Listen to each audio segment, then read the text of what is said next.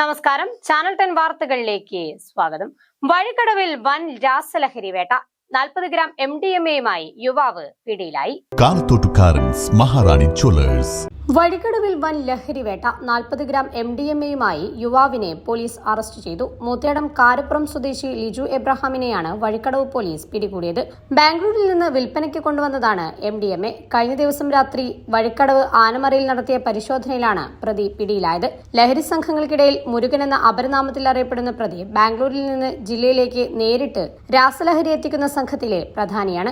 ഗ്രാമിന് 3500 രൂപ നിരക്കിലാണ് പ്രതി MDMA വിൽപ്പന നടത്തിയിരുന്നത്. MDMA ലഭിച്ച ഉറവിടത്തെക്കുറിച്ച് പോലീസ് അന്വേഷണം ആരംഭിച്ചു. MDMA കൈവശം വെച്ചതിന് പ്രതിക്കെതിരെ എക്സൈസിലും കേസ് നിലവിലുണ്ട്. ചാനൽ 10 നിലമ്പൂർ.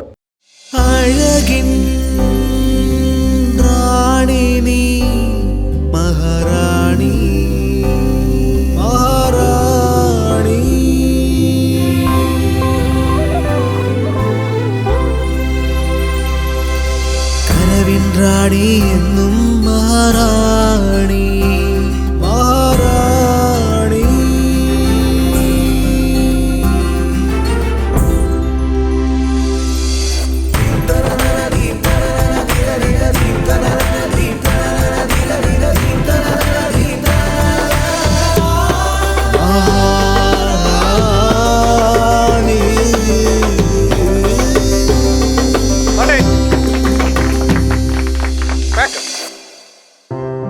അണിയുന്ന വസ്ത്രങ്ങൾ നല്ലതാണെങ്കിൽ ആരാണ് മഹാറാണി ആവാത്തത്?